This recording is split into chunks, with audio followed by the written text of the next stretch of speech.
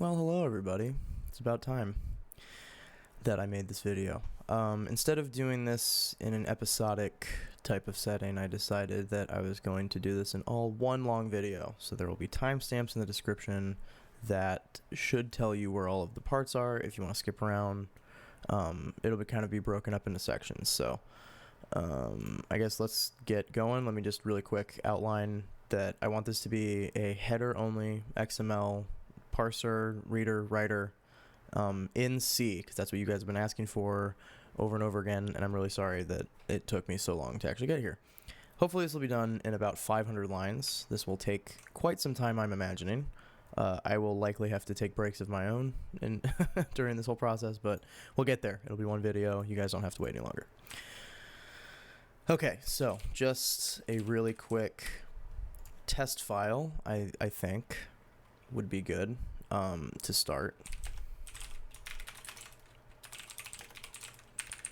There we go, we're done. So,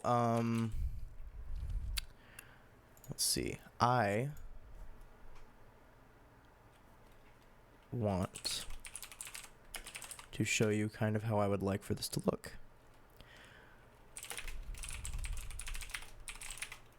So,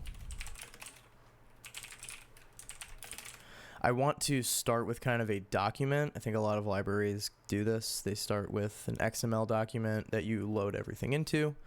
So I would like to do the same thing. So we'll call this little function right here to do all of the parsing for us, which will be most of the work that we'll be doing.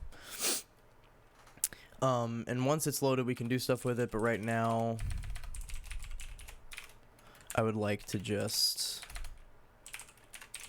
clean it up. Get a very basic thing going on here. So this will load it, and then we will free it.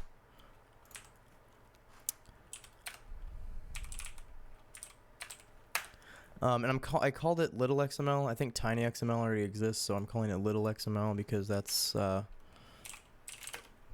unique.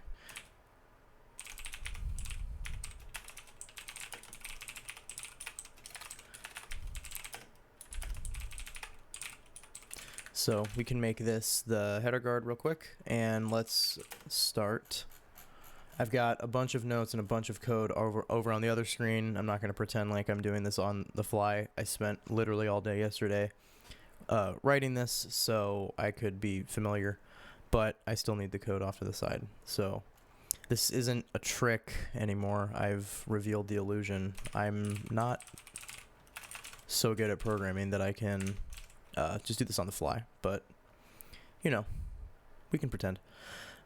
So we'll start with the XML document structure, and we can just kind of put the path in here for now. We'll get rid of that later, but we'll put that there for now so it actually has something in it.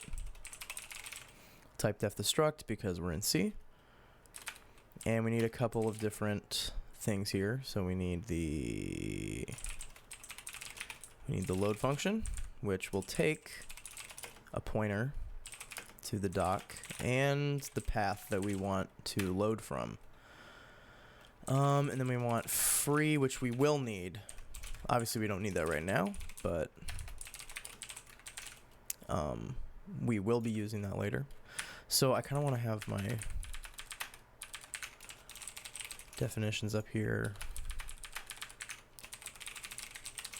Because this is header only, I find header only to be the best approach for small things like this. If we were to have defines, which I believe we will eventually, we can obviously just change those even in our own source file, right? So if there was something that we wanted to change before building, we don't have to rebuild the whole library. We're just including the header file. So let's get these down here. I've also had some questions on the channel about like color themes and what I use to program in. So I use VS Code, Visual Studio Code. It's my favorite editor. I tried using Vim for a while, and I got better at it, but I'd still find this to be the best right now for me. And I changed the color theme since last time, so I use one Monachi, I think. Where's the color theme? Yeah, one Monakai, I think is how you pronounce that. It's a combination between Monakai and One Dark Pro, and I really like the colors on this a lot, so that's what I use now, if any of you want to use that. I did not make it, but I do use it. So, let's see. Loading, we can load the file, and I guess I can put right here, this is the file that I want to load pretty much right away.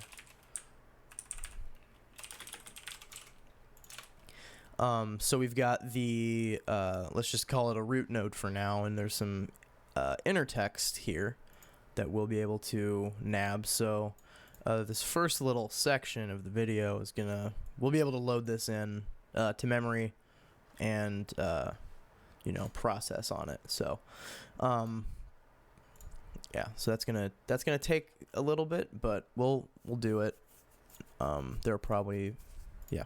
So, first, let's actually just load the file, because we could actually, no, that needs to be like the source or something. We can load the source in, which means we can our free actually does something then, and I'll get into that in a second.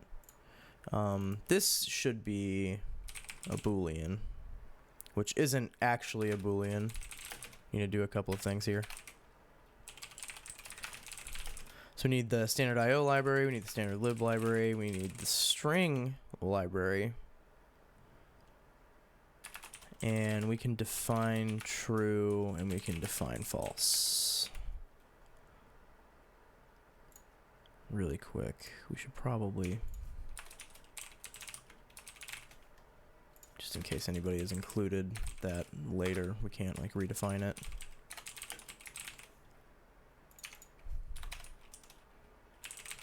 We can just do that right there. So not a bool, an int. We will return true from that. So that this little if statement here, we can check to see if it loaded properly.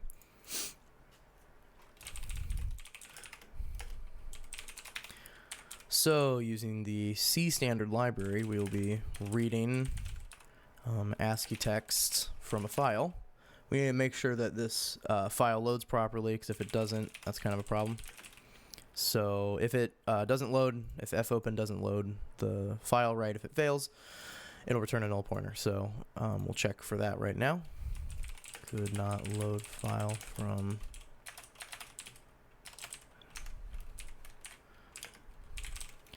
the path, and we return false. We'll just throw a true here at the bottom.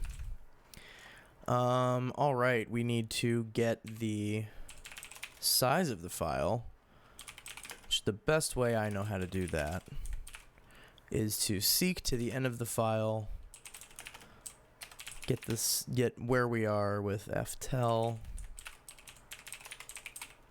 and then seek back to the beginning. Perfect. So we can get XML document. Or no, we have the document. I'm done. So here we can heap allocate. I guess I should have said this before at the very beginning. If you are not familiar with C, this is probably not the best video for you. I'm not going to be going into the minutia of how the C language works. So if you have some experience in C, that would be good. I can explain some of the reasons why I'm doing what I'm doing. But you should be familiar with heap allocation and pointers and things of that nature, because I'm not going to explain those. So we'll heap allocate the this little source thing that we did there, which means that in our free, we need to free the source so that we don't have a memory leak. We can then read into, and the reason I'm adding an extra byte here, sorry I didn't explain that. Size is the size of the file, and then we need the extra byte for the null terminating character. So we'll be reading into source. We'll be reading size bytes in from file. We can close the file, and we can add that null terminate. I cannot. Where is that? There we go. We'll add the null terminating character there, so that we can process it properly as a string. And that's it for loading the file actually. So I guess really quick I can come in here and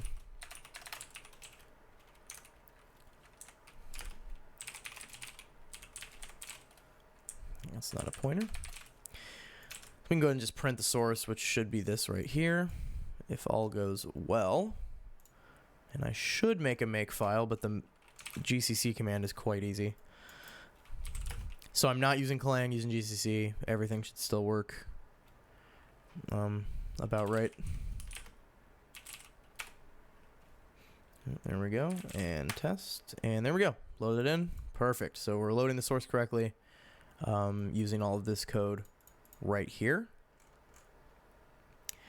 which is good. So now we have to analyze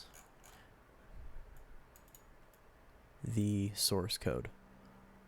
So we need a couple of extra things.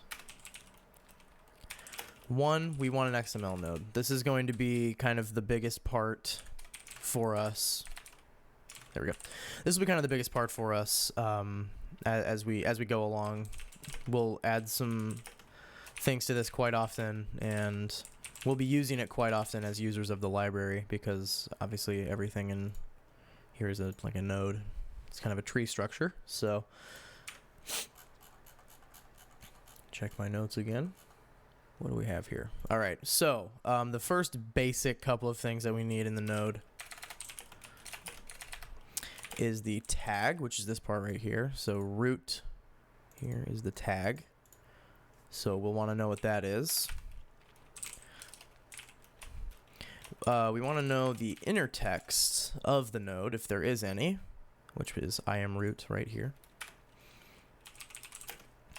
And we also want to have a pointer to our parent node. So there is no parent node here, but in the future when we nest nodes, excuse me, they'll need to know their parent for parsing reasons and probably other reasons that I can't think of off the top of my head right now. But this is the basic definition that we need right now. We'll need a couple of things here. So we'll need a function to make new nodes, which will pass in a parent.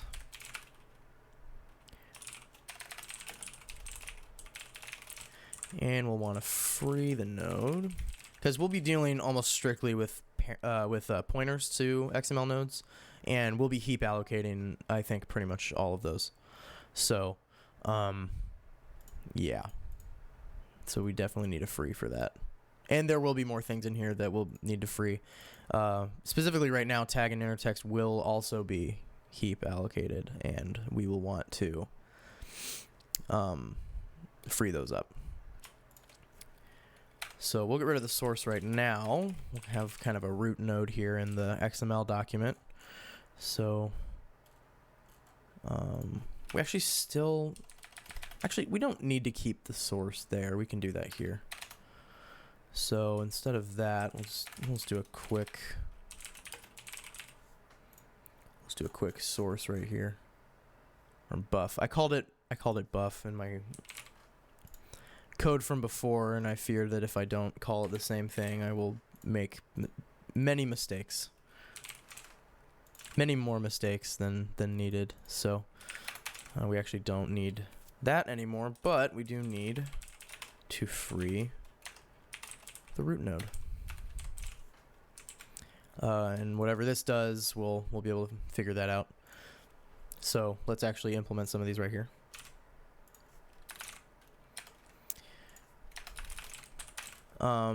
Making a new node is quite simple right now. And the reason that I'm casting these, you don't need to cast them in C, but if we wanted to use this library potentially in C++, we would have to have them be cast because C++ requires it. So again, heap allocating the node. And the parent is really the only thing that we care about right now. The tag should be null, and the inner text should also be null, but we'll set those explicitly for now.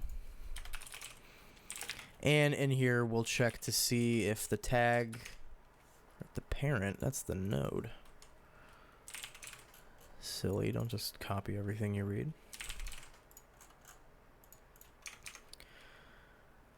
All right, so if the tag is not null, then we'll need to free that. And if the inner text is not null, we'll need to free that as well. Those are the only things that we really need to free. We'll come in here and we'll add a little, once nodes can be nested and they actually have children, we will go through and we can kind of from the top down free children in this fashion, recursively calling the XML node free. These are good for now.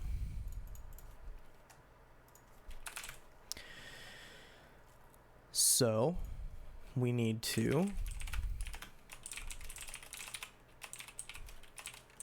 set up our root node, which does not have a parent. So this setting the parent to null indicates to us later down the line this is the root node, which is important for certain things. So we're going to do some lexical analysis, which is it can get quite complicated, especially for me because I probably don't do it right. But this is what we're gonna do to go through and parse this XML file. And if you don't know what lexical analysis is, basically you break things into tokens, and we're kind of doing that. We're kind of not doing that. We're really just coming through here and contextualizing each of these characters, and based on what's kind of around each character, we can determine what kind of token to deal with. We're not actually going to be breaking these into tokens. We won't resolve them to tokens. We will just keep adding things to the data structures. But then when you're done, it kind of ends up being a list of tokens because you kind of just have an XML node. You're going to have a tree of those. So it's kind of lexical analysis, kind of not lexical analysis, but you know, that's fine. We'll call it that anyways. It's just a label. So this while loop here, if I could type correctly, this while loop here is kind of the entire parsing loop. We're basically going through character by character. Each character in the source that we just read in here, we'll be character by character kind of going through and, like I said, contextualizing what those characters mean. This buffer right here, the lex buffer, and this index right here is where we'll be putting characters as we find them. And so it will, I guess, as an example, we'll see this left brackety thing, and we'll say, hey, we're at the beginning of a tag for a node. And so we will, character by character, until we find this right brackety thing here, this one right here, we'll be placing characters ROOT into this buffer right here, so that by the time we hit this right brackety thing, we know that the tag is whatever is in this buffer, and which will be root in this situation. And yeah, so that's basically how we're going to do our parsing. You'll see that more fleshed out a little bit here as we go. And when I first wrote this code, I'm going to have a hard time reading through this because things are out of order here in the code in the way that we do them. So we'll just start at the beginning.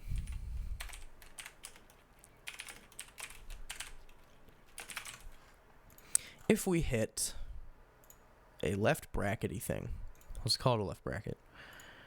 If we hit one of those, what do we do? Well, to begin with, let's just start with our first case here. It's the beginning of a node. It's the beginning of a tag for a node. So we will set the null terminating string here. And actually, we don't need to do that yet. See, I told everything is out of order. Yeah, so we'll just go ahead and do this part right here. It's literally at the bottom. Everything that we're gonna add after this is gonna be like above this code right here. So we're just going to increment where we are in our source buffer, which for this example means that we're right here on the R. And we're gonna do a little inner loop here. So while we are not at this character yet, we are going to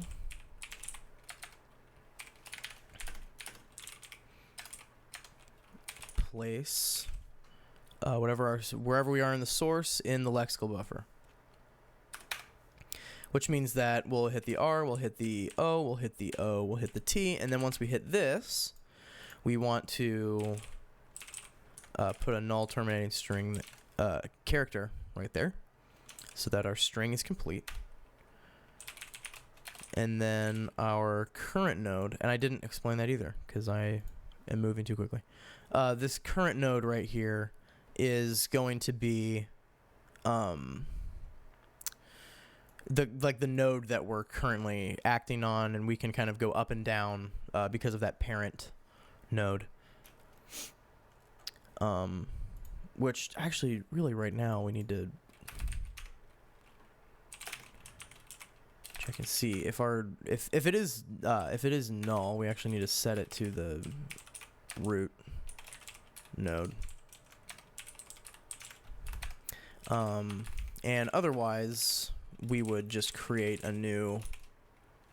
Come on, dude. We would just create a new node. With the node that we're currently working on being the parent, so that we can kind of drill down. So we need to set that, because otherwise we'd have a segfault. But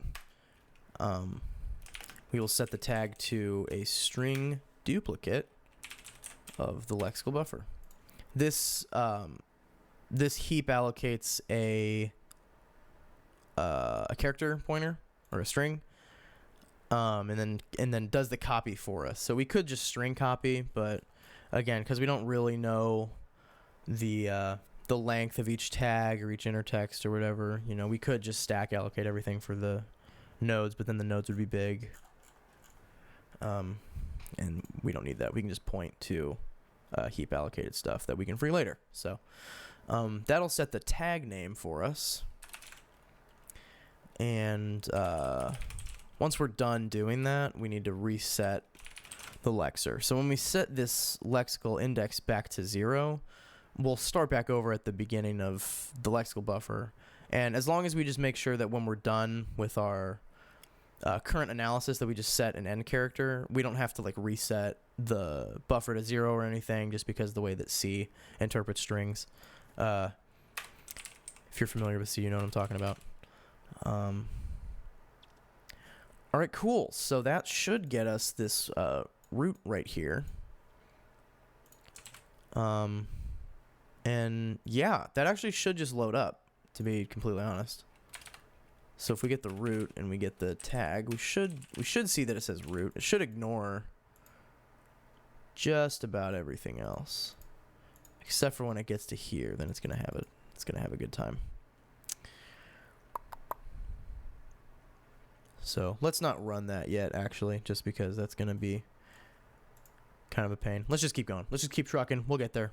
I've got the code over here. It'll work eventually. I'll figure it out. So we're right here. So we've just read in the root node. So what next? So if we have any inner text, we just kind of want to keep adding that to the lexical buffer. So let's just say that if we haven't hit kind of an indicator that something special is going to happen, which as far as we are concerned here, the only character that indicates something special is about to happen is the left bracket. So otherwise, we will just kind of keep appending to the lexical buffer whatever we're finding in our source buffer. Right? Which again will, it'll be fine. If we're resetting the lexer correctly, everything's going to be fine, which right now we are. So in order to handle the inner text, we'll just say that once we hit one of these bad boys right here, if the lexical buffer has anything in it, we can assume that that's going to be inner text. Unless, as long as we have a node to work with, because obviously if this was like out here, our current node would be null, and so we wouldn't be able to set the inner text. So we'll have to add a little check for that. But that's what this was for right here. That's to reset the lexer. So if the length of the lexer is greater than 0, then we can assume that there has been some sort of inner text, or there's been some text that we need to handle. So we'll just check to see if the current node is null, then obviously that's a problem. So we need to just say text outside of document. All right, we can return false here. But otherwise, we can just have our current node's inner text be the string duplicate of the lex again. So we can actually start commenting some of this.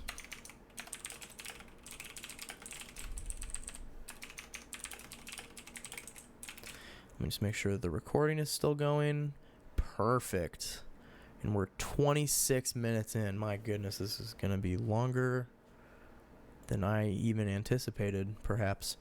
Okay, so now we've handled sort of this part, so we can definitely set this part in the code now.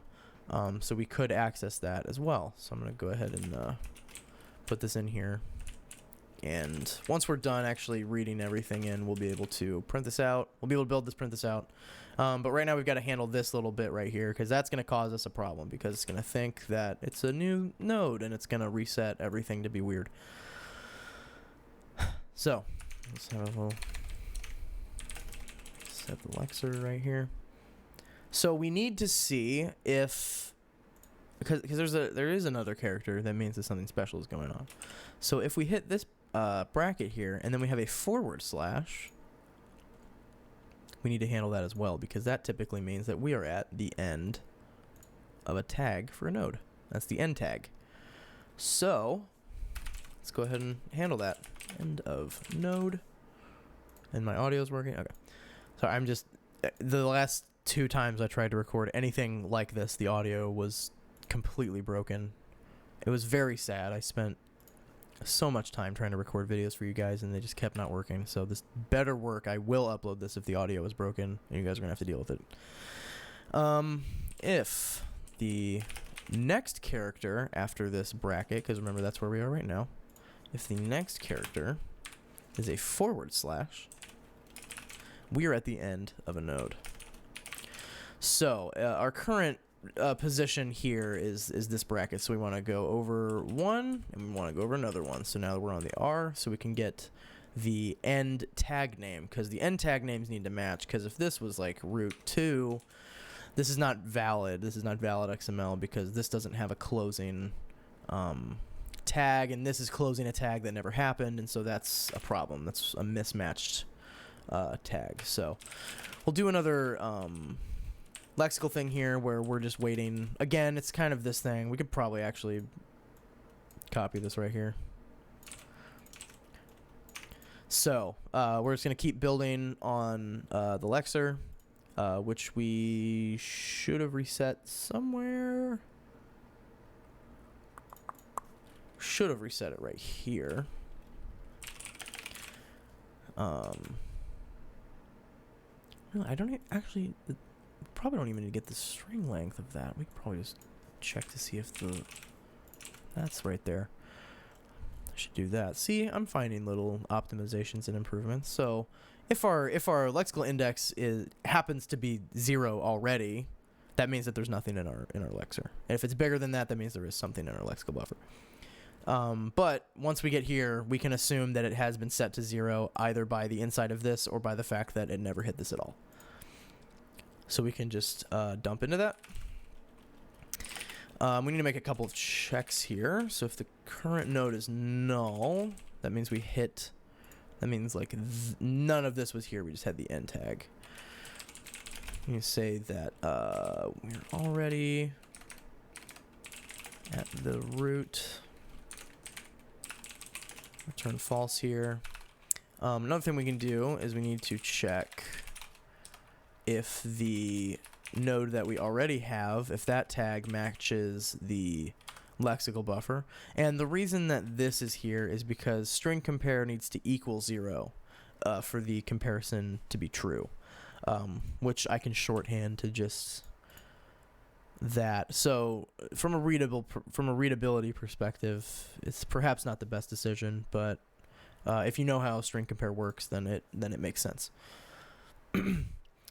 Actually, we need to check and see if they aren't the same.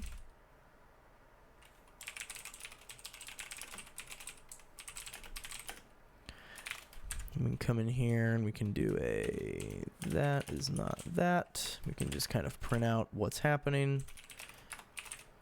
So in this situation, the tag is not the same as what the current nodes tag is not the same as what we just read in to our lexical buffer. So that's a problem there. But if we hit the end tag, that means that we need to go back up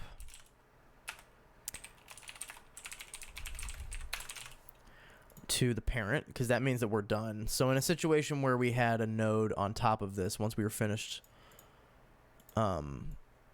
with this node, that means that the node that we'd want to operate would be its parent, because we'd finished with that part right there. And then we want to move on. So we've hit this thing, but we want to move on to the next one, which happens to be the end character. So that should actually handle everything. So let's just do a real quick. Let's see if that works. It worked first time. Ladies and gentlemen, this has never happened before in the history of computer science. So you can see that we loaded in the inner text. We loaded in the tag name. We checked to make sure that the end tag is the same, and we were able to get I am root. We were able to get the inner text. We were able to get the tag name, and we just printed that, and that only took me 32 minutes, which is a world record. Definitely my personal best. I'm just going to check this real quick to make sure I did not miss anything, because if I missed something, did I really not? I'm a fool. We do need to free the node because we malloc the load, or the node. All right, that's fine. I guess it will probably always have a tag, but just to be safe, we'll check. I think we're good. That went probably better than I could have possibly imagined. All right, so we've got a really basic XML parser loader thing right now. So I'm just going to go back to my commits. Oh, this is a big one right here. This is a big boy. All right. So instead of working on nesting quite yet, so before we want to nest anything, I would like to do the node attributes, because those are cool. So an XML attribute kind of has this form to it where you have a key over here and a value over here. So there's a bunch of key value pairs that we work with. And this was my example in this commit. So actually I should be committing this right now, actually. Let me real quick, just so you guys can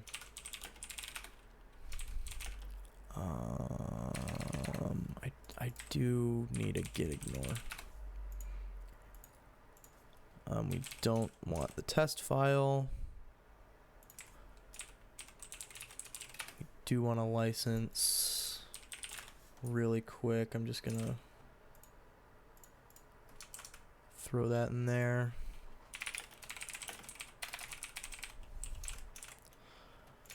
All right. Let's see. Where are we at? All that stuff. Let's see. Basic loading.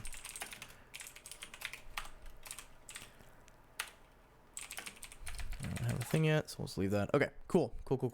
So that's a shame. Key value, another, or what? Another, one more. Let's do 2. 2's easy. We can figure that out. All right, so this is how attributes look in XML. So we also want to load those in because those are quite important. Spelled that wrong. So an XML attribute should have a key and it should have a value. And that's about it as far as that structure goes.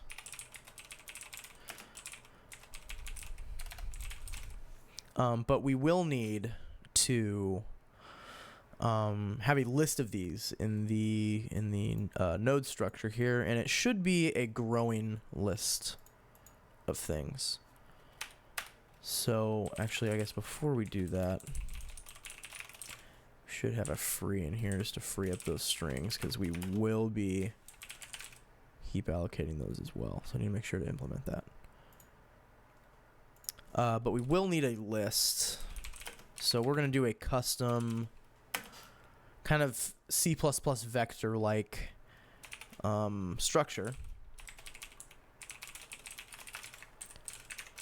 So this needs to have the heap size so that we know how to grow it. We need to have the actual size of how many elements we have in here. And we need to have some pointer to some pointer to some data. I really can talk today.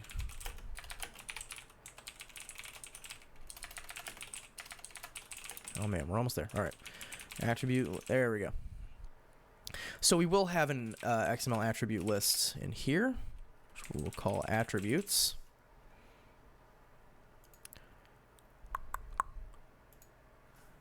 These are going to need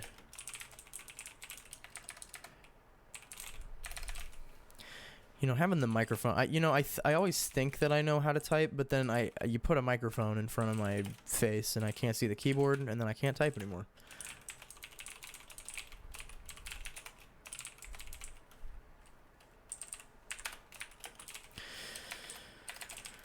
Okay, so we need to do these. We actually don't need the free. I don't know what I'm doing. I'm gonna add. I want to add an XML attribute to the list. So go ahead and get some of these done. So the free. We'll do the free first because that's pretty straightforward. We just need to free the attributes key and value.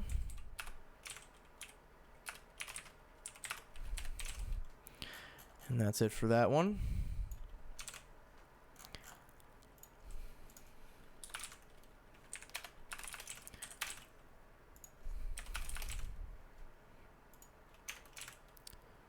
And as far as the list initialization goes, that should be pretty simple as well.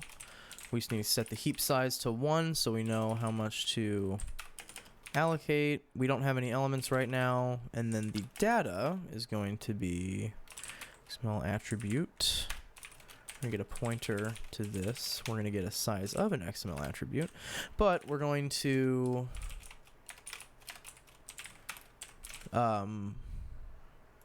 obviously right now that's just 1, which really we could just get rid of that, but if we wanted to change that ever, we can change it, and then it'll change down here for us too if we ever want to have a certain amount of space per node allocated. And then in the add, we'll need to check and make sure that the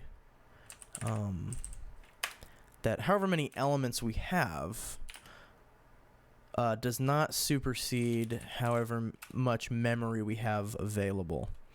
So this little check right here is going to make sure that we don't overrun however many elements we have available to us. So you can kind of think of it as heap size is how many elements we can put in, and size is how many elements we have.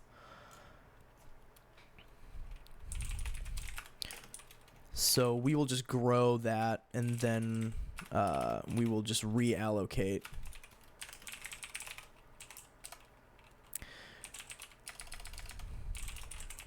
the data that we have right now. So this will basically like copy all of our data over into like another area that has more room for us. So this is really handy. And again, we'll come in here, heap size, and that should be good. So this will just allow us to keep growing, basically growing the amount of memory we have available to us for our list of attributes. And then we can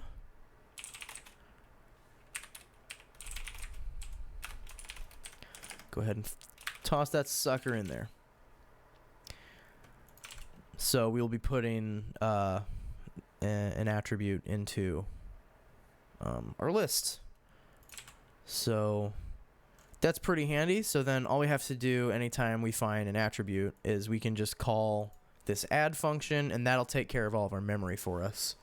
And we can just keep adding things onto that.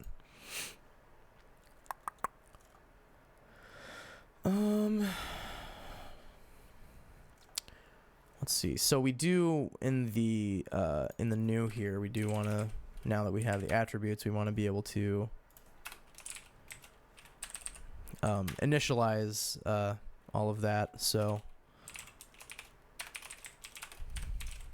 we can do that, and like obviously that just sets up the heap allocated data for that.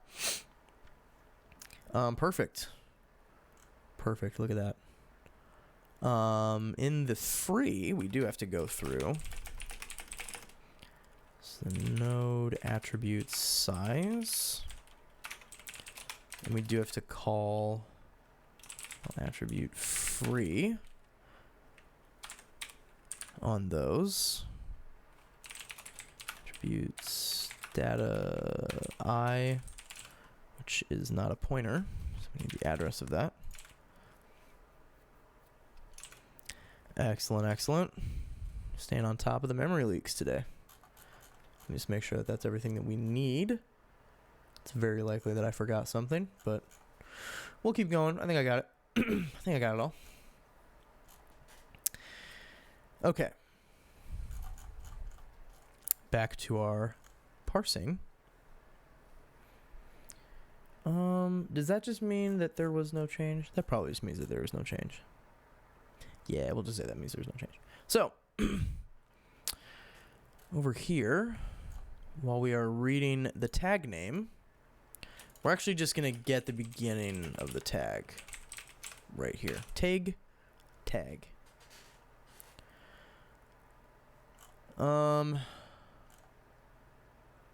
That's a lot of new stuff. I'm trying to think of the best way to make this make sense.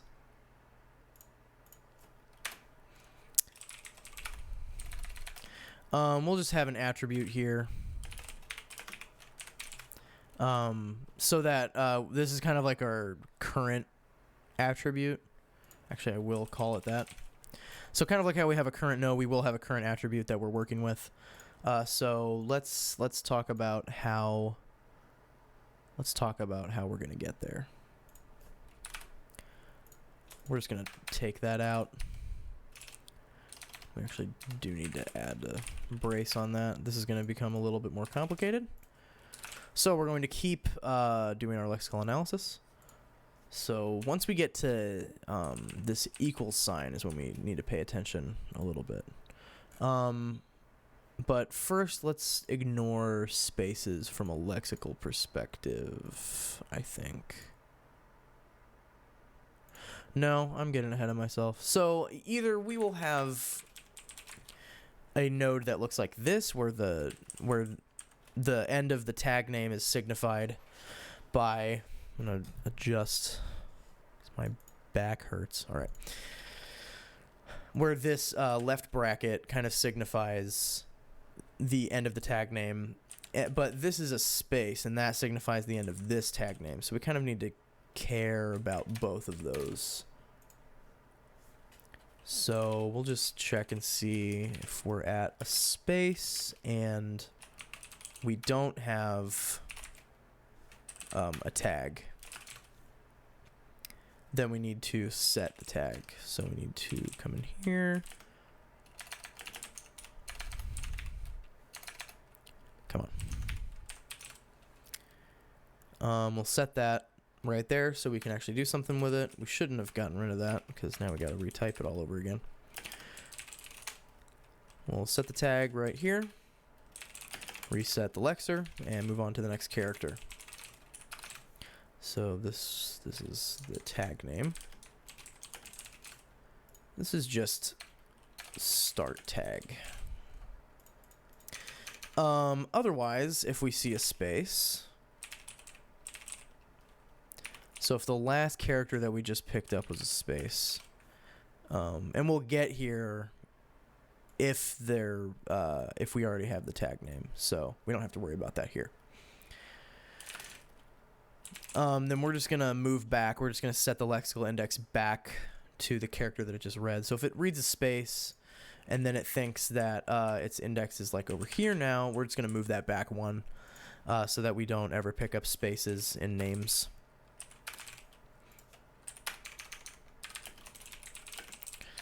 So we usually ignore spaces, except for this special case up here, but once that case has happened, we want to ignore spaces pretty much for the rest of the time. Because you don't need... Because I think you can like put spaces in there and stuff, and we don't want to have to deal with that either. This is what we care about now. So let's look at this right here. So we have a string followed by an equal sign followed by a string in quotes. So we need some way of handling that.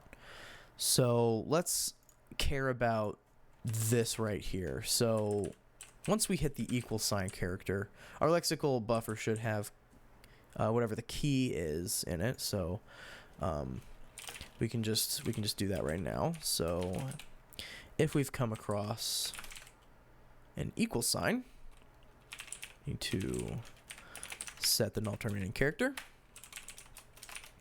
We can actually just set the current attribute's key to the lex buffer.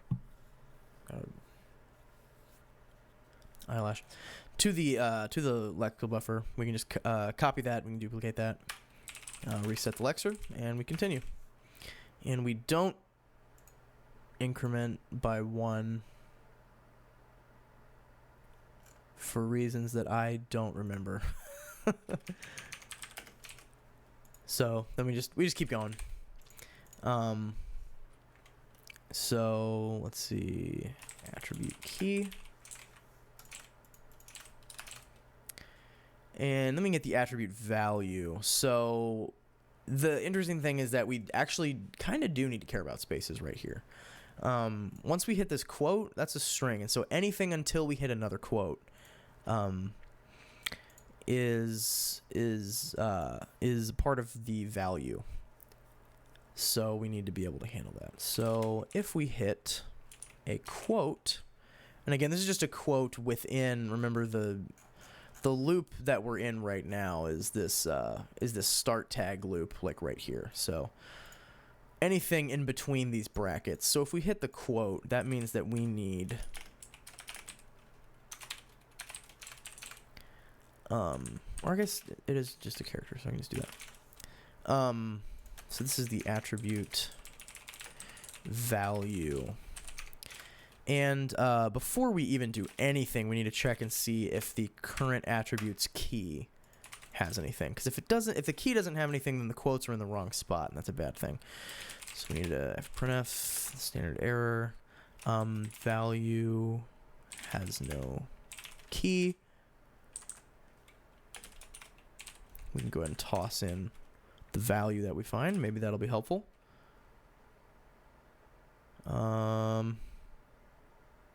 Actually, there is no value, so we haven't read it yet. So let's return false. Otherwise, we can go ahead and come in. We can reset the lexer and increment 1 more. So again, we're right here, so we increment 1 more, so we can start lexing all of this information. And then we'll just wait until we get to another quote. And we'll do that lexical thing that we keep doing.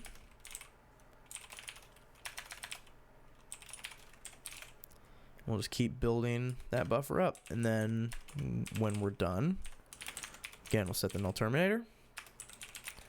And then we'll set the attribute's value to whatever the lex is. And then what we can do is we can add. We can add this to our current nodes attribute list. So we go current node attributes, and that's our list. And then we've got the current attribute right here that we can go ahead and shove in there. We set the lexer and move on. And now that we've added it, I believe, yeah, it just ends up dereferencing it later. So we don't, we can reset this back so that our error here still works. And we should be pretty good to go, actually. Once we get here, let's see. Because we still need to handle if we hit the... Where are we?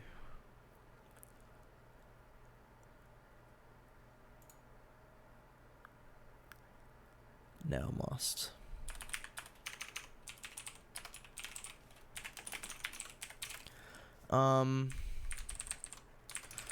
Let's see, don't do that. Okay, so what is this? When we're done with this right here, is that what that is? Yeah, okay. So when we're done, when we actually have found this thing right here, remember that we haven't handled that case that I showed you before where we hit right here. So once we hit here, we haven't set the tag name yet. So we need to go ahead and do that. Set tag name if none. So if our current node tag does not exist, then we'll just go ahead and set that right now. And that's perfect. So that should be all as far as getting attributes. So we can go ahead and do a quick little test with this. And I'm going to see what my test was before. So we had a node, which was just the root node of the document.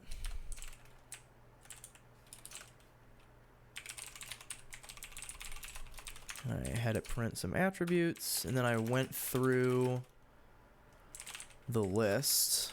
So I just kind of go node attribute size. I just iterate that. I do get an attribute though. I pull that out. And let's go ahead and put some quotes around that as well. So we can get the attributes key and the attributes value. And if this works again, knock on wood, then all right, what did I do? Did I set the node? Current attribute. Where did I do that? 221. It does not like that at all.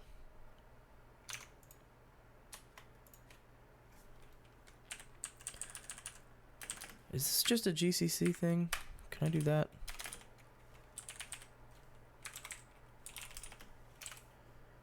Does that work? Still doesn't like that. All right, let's just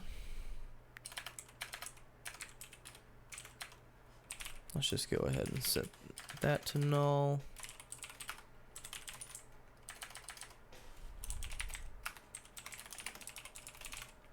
Let's go ahead and do that. That'll work. All right, that doesn't count. That was a compiler error. Look at that. All right, so we have now loaded the attributes from the tag into the node. Look at that. So we've got value, we've got one more in another. Perfect. This is going so smoothly. Where are we? 54 minutes. Maybe this won't be as bad as I thought. Maybe the beginning parts are a little bit longer. Okay. Let's go ahead and commit that.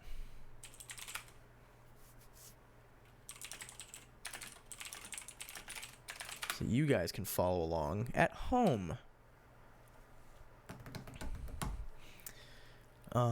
And yeah, this will be public. By the time this video goes up, this will be a public repo on my GitHub profile. You guys can click the link in the description to go see that if you just want to use it. But this is also supposed to be educational, so if you want to learn about it, then I would really recommend following along instead of copying and pasting if you're trying to learn. But definitely copy and paste. Definitely download it if you're just looking to use it. Cool. All right. What do we got next? We have so many things. All right. Let's see. This doesn't look bad. This looks fine. All right. I hate that I'm talking about this like it's a burden. It's a burden on my brain, but... All right. We want to be able to nest these nodes now. So we're going to get rid of this. Have a root node. You can have an inner node. Get more. I'm so snarky when I write code. This was the inner text that I had here. I'm 14 and this is deep. Gosh, I'm hilarious. There we go. All right. This is another node. So we'll be able to load all of this up. We'll be able to traverse the tree of nodes and children and their parents.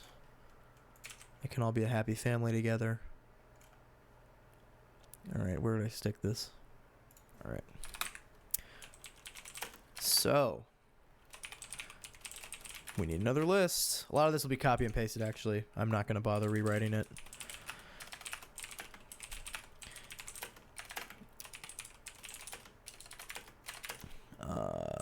Data. There we go. Type that.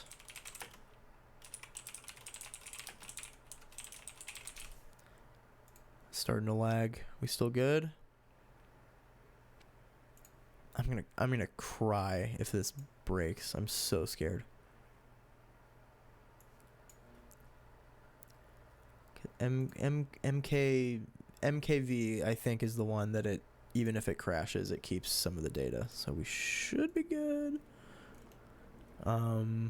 But that's one of the nervous dangers of recording everything all in one video that I did not think of before. So we're just gonna copy this, chuck that down there. So it's not an attribute list anymore. It's just a node list,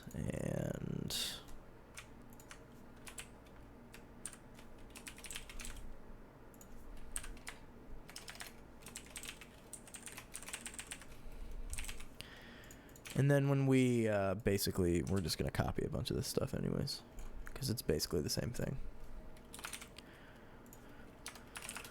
Oh, templates are nice. Templates are nice in C++. I wanted to do this in C++ after, however long, like a year ago that I started this and never actually did anything with it.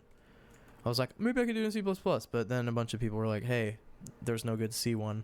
And this is not going to be a good C one either. This is going to be pretty quick and dirty. But it'll be a start of something. And I guess I would like to also add that if you want to contribute, can create a PR on GitHub, we can make that happen.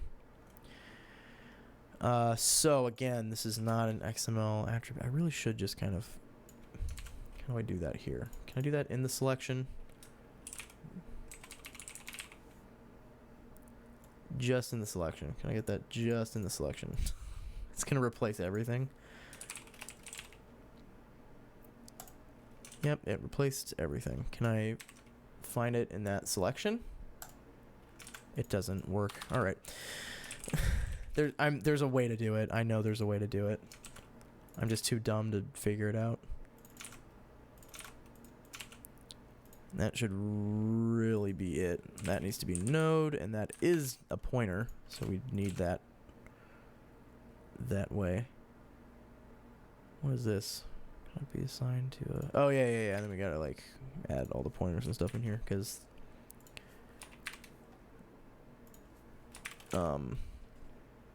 this is going to be a list of pointers to XML nodes, not a list of XML nodes. Yeah, so that's that part. We need to add to the node. We need to have XML node children, not an XML node list. Children, we need to go to the new definition because we need to initialize our list of children. And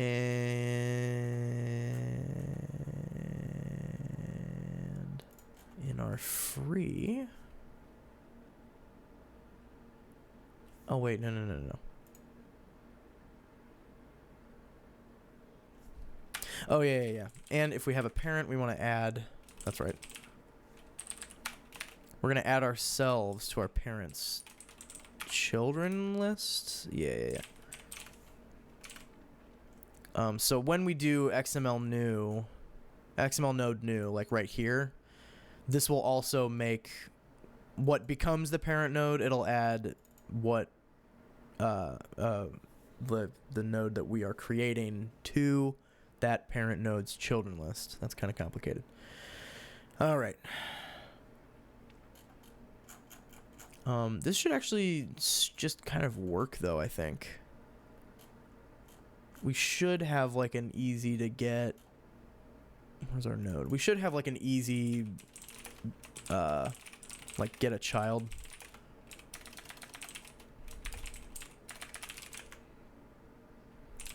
We'll just do that by index right now. Whoa. This isn't C++. I can't do that. And we'll just add that under here. That's going to be pretty simple. We just need to return the children data index. And that should just kind of work, actually. Because we're already doing kind of the... This is kind of the key point in the parsing code that kind of sets up what would be nesting that we actually now have because we're actually storing it in the structure. So let's go ahead and get rid of all of that. So let's get the more node. I think that's what my example was. We need to get that XML back. So we need to come here. So we need to kind of drill down a little bit. So the more node, we can get the child node of the child node.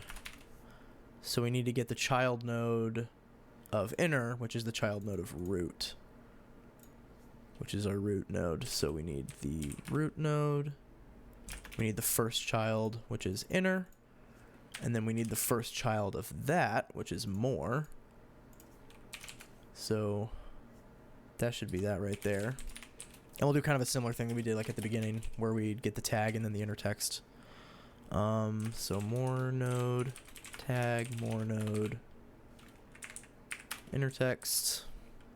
Let's make sure that's printing right. And then we'll get another node just to make sure that indexing is working. So we need the second node from the root node.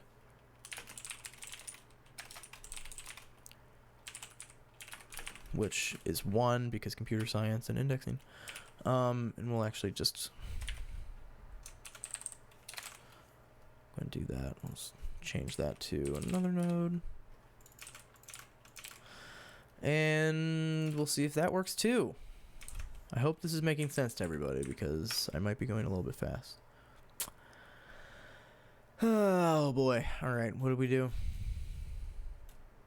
That needs to be the struct XML node because we haven't type defed it yet. Is that it? Oh, there's another 126. What do we got?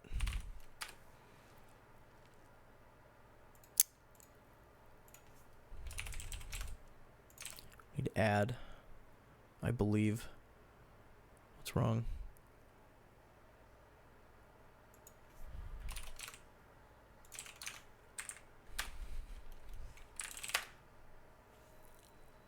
Never new lined.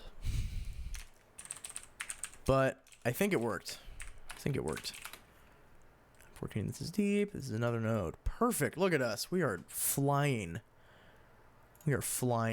Just over an hour. And if I cut anything, maybe it's just an hour. This is perfect. Awesome. All right. So now there's some real structure. So, and actually, I think I did a small change in between. Yeah. Okay. So when I initially wrote this, I wasn't thinking right, and I was like, you can only have one, like, root node, and that's not true. You can have multiple nodes kind of, like, in the document, so I was like, the document kind of needs to be its own thing, and just have, like, children nodes, so that the document node is not something that we can necessarily access as a normal node, but we can access as children, in the proper way. So let me just do a quick check right here. So we do want the first node that we work with to be the root node. That's for sure. And then we just do this right here, I think. We just kind of get rid of that. So now we can have more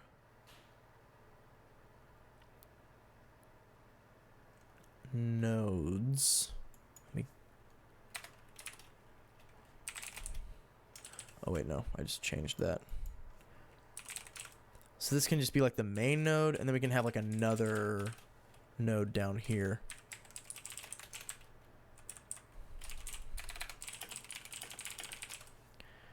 So then what did I do here? Oh, I think I just counted the children. That's fine. All right, so this is the main node. So then this should be the first child of the root node. Does that make sense? Like the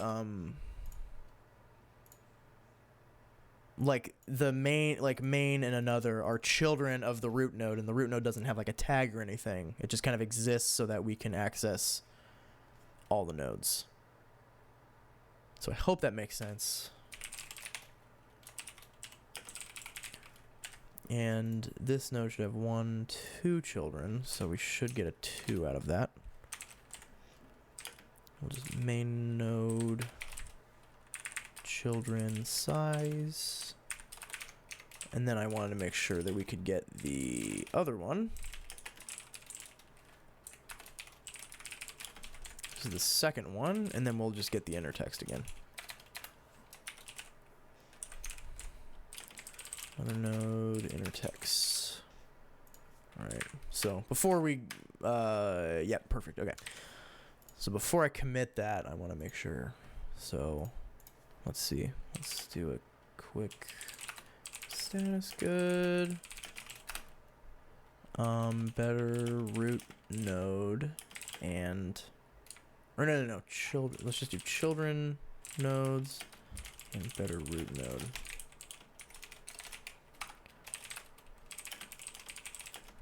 I still don't. That's such a force of habit. I hate it. All right. Comments. We got to work on comments now. Where are we? We're good. Okay. We've got a lot going on here already. This is getting a little bit out of hand. We've got almost 300 lines. Okay. I think I was able to make this pretty simple. So let me just say, like, right away that comments will not work inline.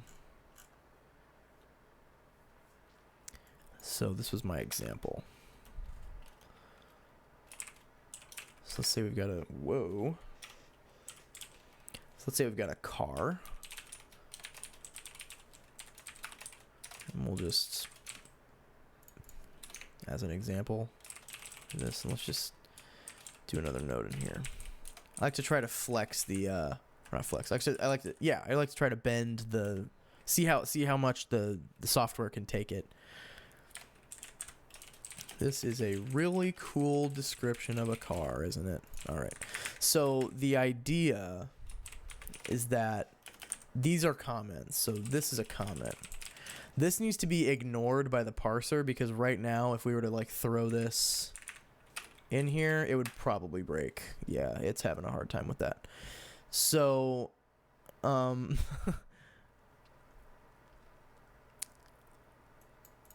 actually, is it having a hard time with that? Is it just ignoring it and I can just pretend?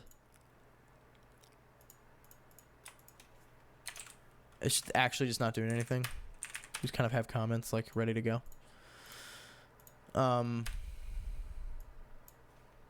Is that real? Did I do comments for no reason? Can I get the description? I could have sworn something was wrong. I could have sworn something was wrong. There's no reason. I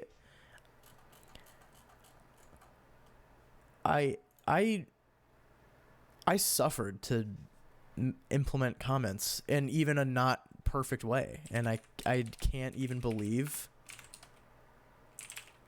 that it might actually just be fine. I so would have thought that it would have tried to put this together as a node and crash. Because the first, we'll see. This is the first thing.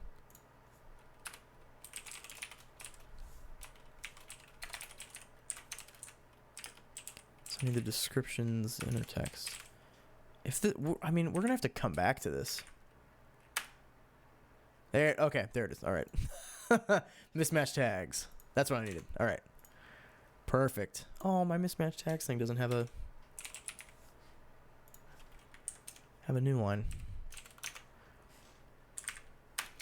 All right, there we go. Okay, so yeah, it's breaking. Perfect. I wanted it to break. Good. I did not waste my time. Okay, so this will work by the end of this, though. But the thing that won't work is like this. So if you had like a comment like in the middle of like inner text or something, that will break. I'm pretty sure. But comments in like normal places, like these, should be fine. Sure, I don't like have. All right. Should be fine. They worked on the software that I wrote before this. So, firstly, we are going to write a little helper function. A helper function. Almost ran out of breath there. And we are going to see if a C string ends with another C string.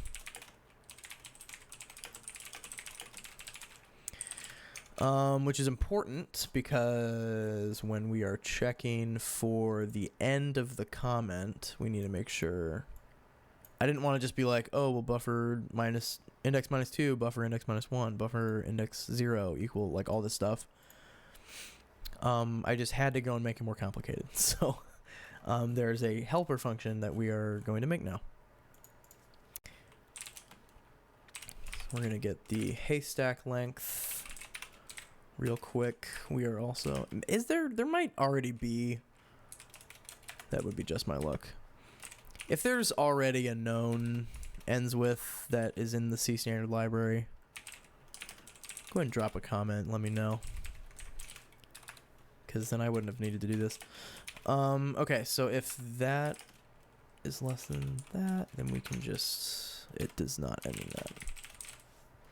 So if our haystack string is shorter than what we're looking for, it's obviously, it does not end with a longer string than itself. So excuse me. So that is just false right away. But otherwise we will check the end of the string. So if where we are looking for, if at the end of it minus that right there. So, okay, let me see if I can get kind of an example. Boomer, let's see if boomer ends in ER. Right, so ER is going to be like right here. And it does, so this is going to be a perfect example. So the length of boomer is 5. The length of ER is 2. So what we're going to do is we're going to come all the way up here to 5, so we're right here, minus 2, so we're going to be right here, plus I. So now they're both synced up to I. So to index the needle, we would just use I, but to index the haystack, we need to do that little bit of math there to get it to where we need it to be. So if they do not equal the same thing, if their characters are not the same, then we will return false.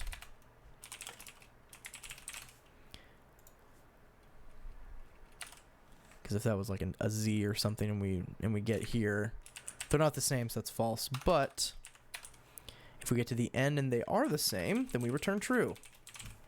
Because those string, or boomer does end in ER. It's a little bit of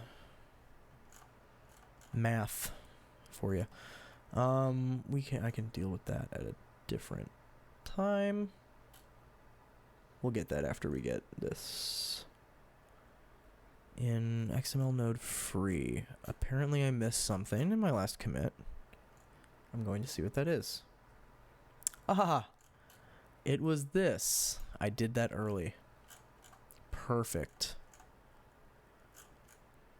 So where is this?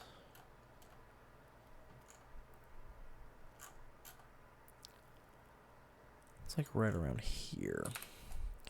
So we are going to check for a special tag. So notice that this is our checking for this character right there. We've obviously got a couple other checks, and if the next character is a slash, we know that's an end node. But if our next character happens to be an exclamation point, we need to handle that.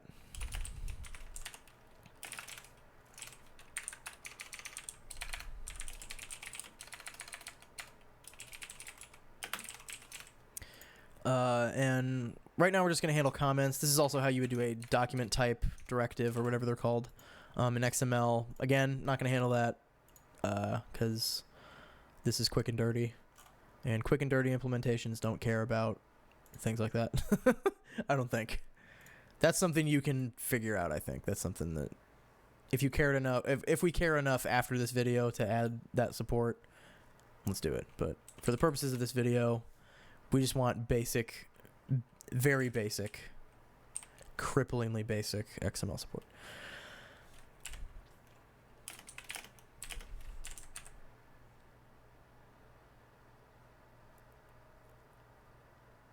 Oh, okay. All right. I was like, why am I doing this?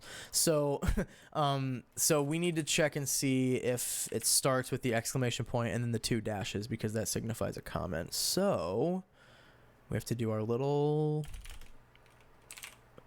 lex until we find characters that we need. Oh my goodness, my back is like killing me. I'm probably gonna have to take a break after this one. Make some lunch.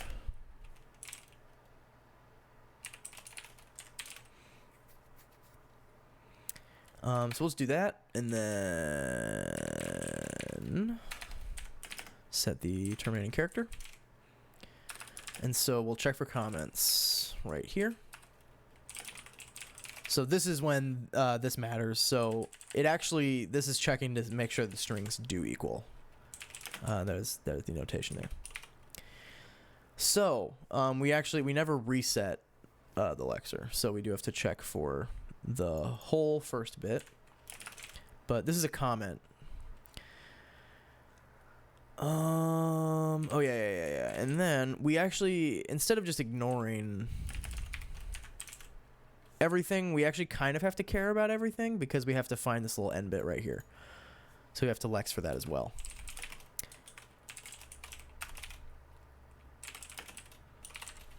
So we are looking for this thing right here. So while our lexical buffer does not end in that, we are going to keep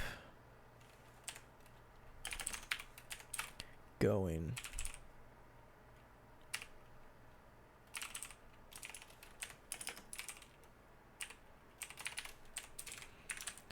Truthfully, I think that should be reversed, but if I'm wrong,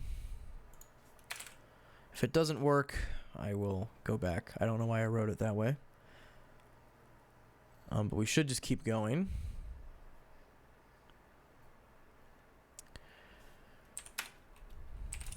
Which actually probably means we don't need the I++ anymore. That's probably what that was about. I'm going to do something a little dangerous and go off script for that one. we'll see what happens. But that should be it, honestly. That's pretty easy. So as long as they're not like in an inner text or something like that. And obviously the problem is that most of this is all just one thing and we're not splitting things out into functions. And so if we did that, we could probably greatly clean this up. But like I said, quick and dirty wins the race, I think. So let's see if that works. If it doesn't, look at that. That freaking worked. Brilliant. All right. I'm a genius for figuring that out. I'm really not. I don't mean that. Okay, cool. So now we've got some comments that we can ignore without it breaking everything. And that's perfect. It's absolutely perfect.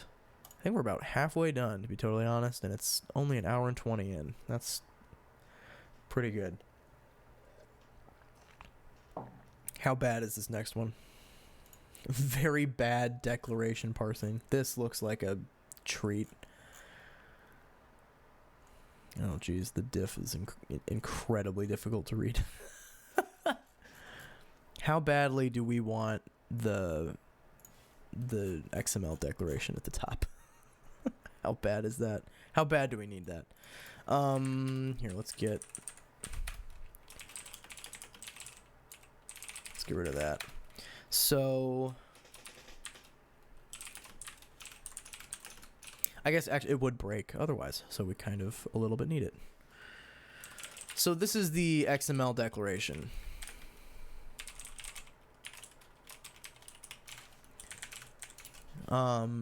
It's supposed to just be like, hey, I'm an XML document, but you know, you could probably figure that out. You should probably know that before. So, but we need it. We need support for it. So,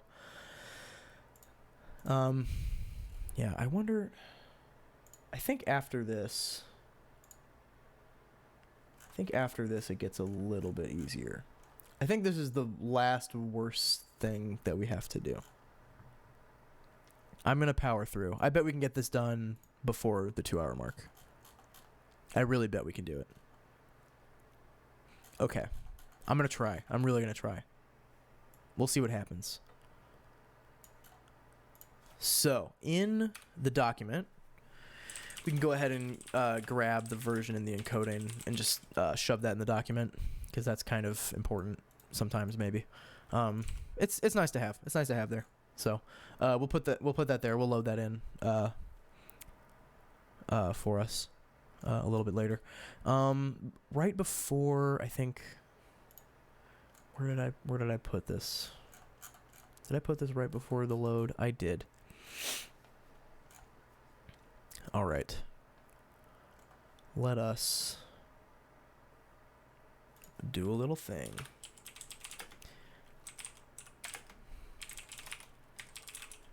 I want to parse attributes separate from like this part, because that's the only place where we're parsing attributes.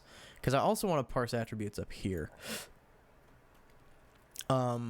This is kind of a special case, and so I don't want to try to just shove in like, oh well, if it's a question exclamation mark, then it's not a real node. Like I don't want to do a bunch of stuff like that. So instead, I'm going to do something harder than that, and I'm going to move like all of this out, and inevitably find some bugs along the way. I'll put that there. There, and that needs to be there. All right. So we've got to pass some things along.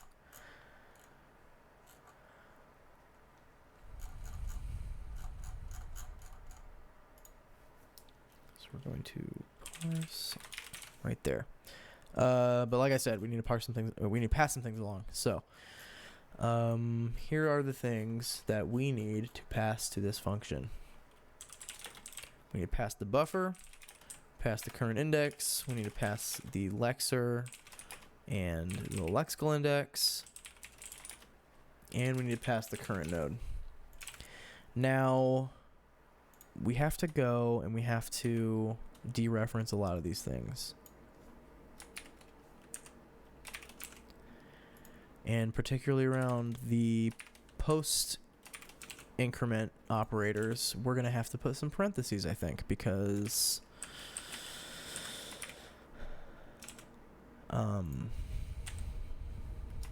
otherwise, I think we'd be incrementing the pointer and not the value after the dereference. So, yeah. Gotta painstakingly come through here and dereference everything and make sure that post-increment operators get taken care of. And we actually aren't returning false right now. So... Oh, I forgot. I do a thing, don't I? I do that later. We'll just return. Where were we? Up here? We're good, we're good, we're good. That's a big one to forget, actually. That caused me some grief. I forgot to dereference the, that, and so things kept, the lexical index, and things kept, like, crashing. And I was like, why is it crashing? Because I forgot, because I'm an idiot, because I forgot to come in here and... I think I skimmed, like, too quickly through, and didn't realize that there were things that I had to dereference still.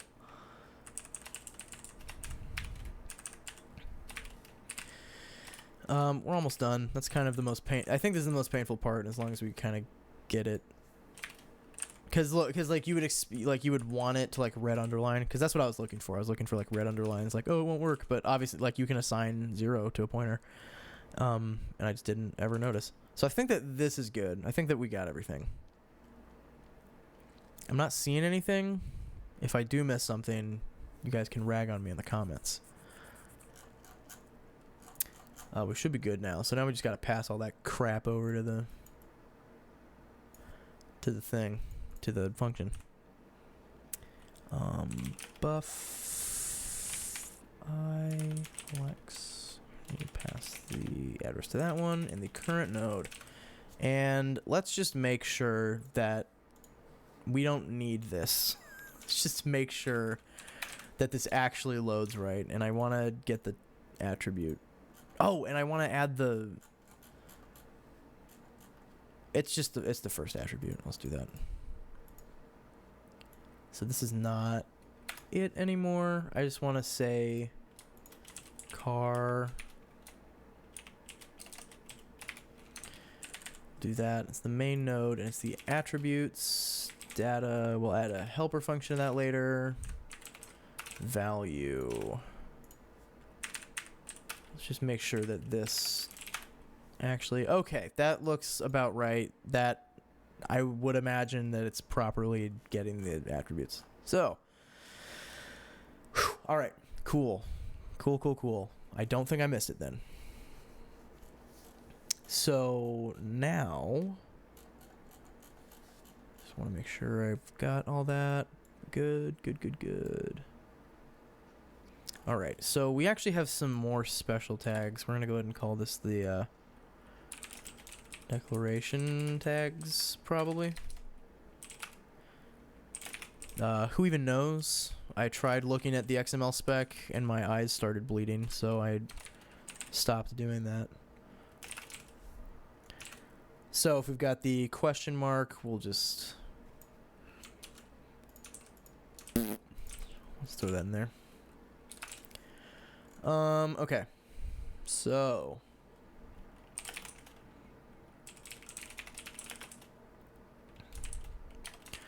If we start with XML, we've got the declaration.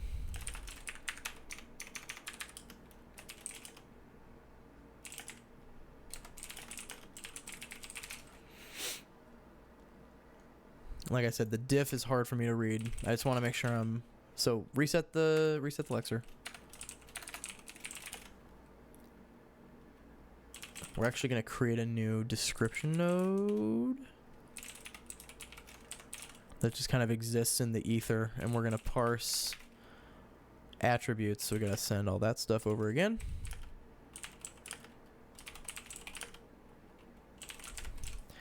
So that's going to be the way that we actually get the, I'm going to retype it all out again.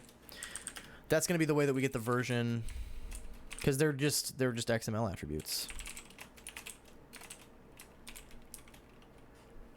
So that's going to be the way we get like the version, the encoding, and stuff like that.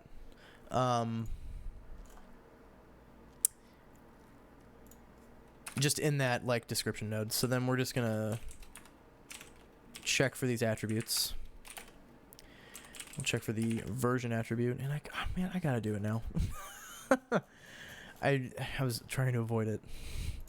So we need to be able to get the attribute. Truthfully, do we need that? I think I'm gonna change it. I think I'm just gonna do XML node attribute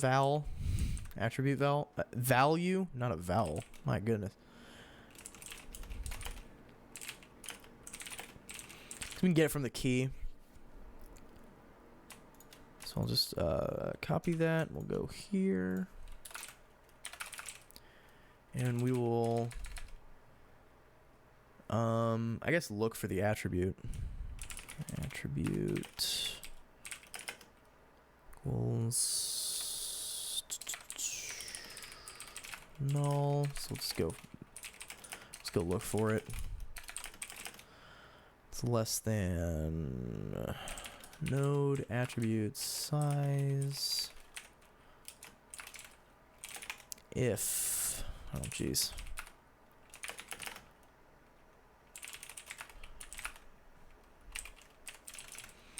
if the key, that's what I need.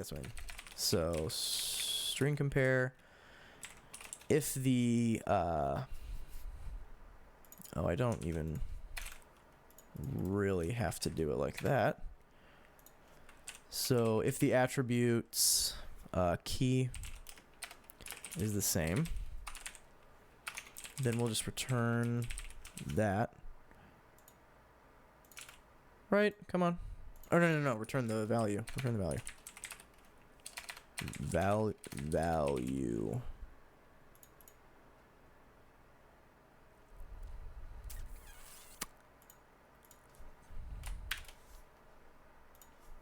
Do that. Actually, I don't need the, I can just do that because I'm not returning the attribute, so it's fine. Let's do that. Easy peasy. Otherwise we'll return null. So that's a little bit cleaner than the previous thing that I had. So we can actually just set it even, which is much nicer. I like this a lot better. All right, XML node attribute value. So we need it from the description, and we're looking for version. So that will just return the value as a string. And if it's null, that's fine, because we can just set it to null. It doesn't matter. You do the same thing with encoding.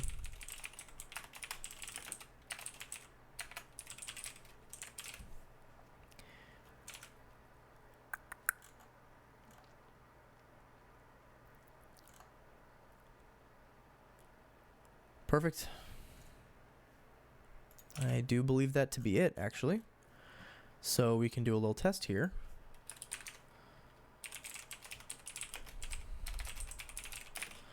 Can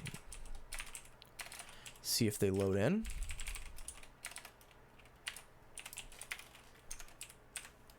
So we can just get the version and the encoding. Build it. Mismatch tags.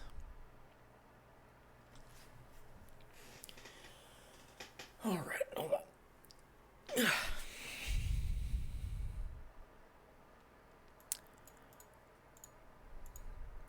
Why is that? Hold on. I'm missing something.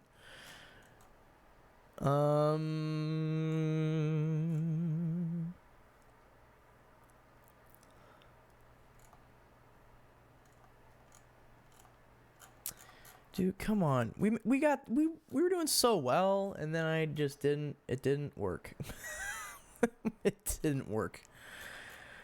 All right, what's the problem? That thinks that there is a question mark and then a that.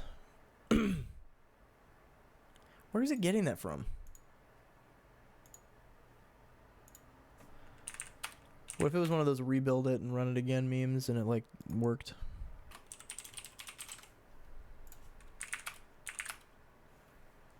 There it is. All right, missed the continue. That, again, the diff is very hard to read, so we need to get out of that. So we don't want to like parse a bunch of other stuff. So that's what was going on. Is I forgot to just kind of start over at the top of the thing, the top of the parser. All right, cool. So now it's loading. Perfect. I should have looked at the timestamp on that one. I need to be writing down. There's a cut around. I don't have it. Hour 30 is easy to remember. There's a cut around hour 30. I screwed up. All right. Perfect. Look at that. We've got the thing going. Easy.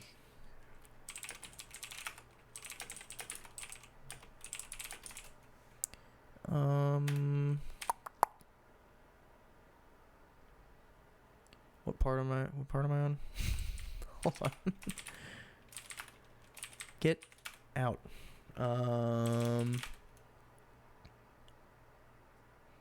Part 4. What did I do?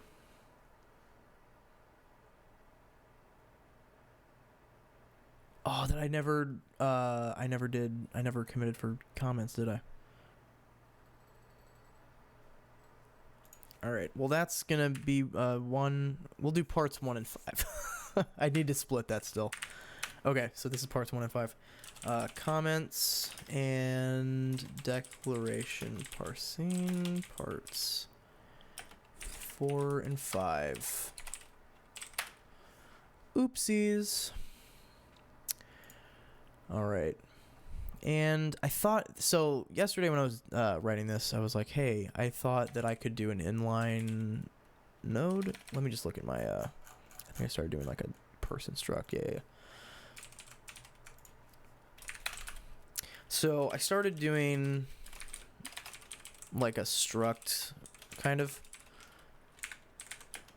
where the name would be like person. And so then I would have a struct field.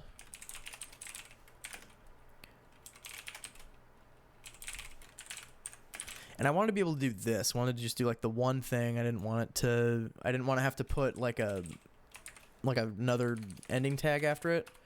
I don't know if it's actually called inline, but that's what I'm calling it. So this is kind of an idea like where you could take this and then like generate like a C structure or something. So you would have like a C structure that would look kind of like, struct person, and then it would have string name, int age in there. But this doesn't work. This actually breaks.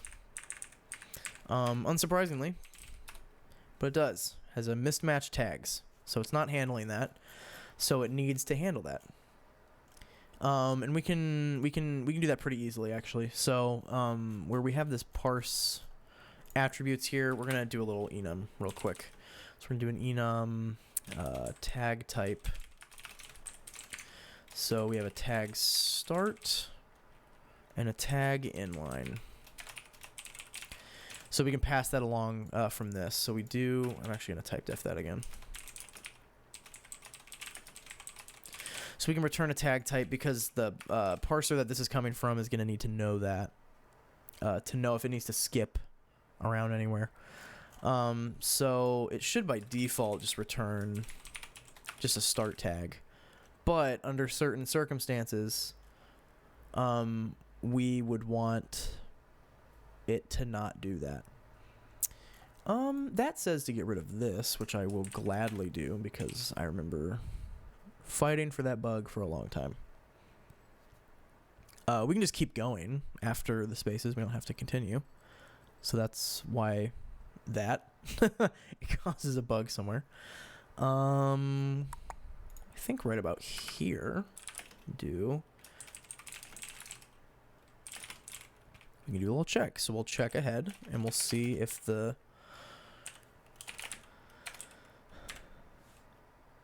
we find this.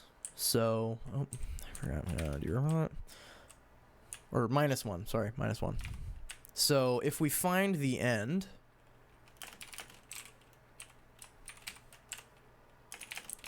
if we find this little end piece here, but the one before was this little slash, that means that we have an inline node. So I keep getting like emails. I need to make sure. All right. Good. Should have been charging my phone this whole time, probably. That would have been a good use of not using it.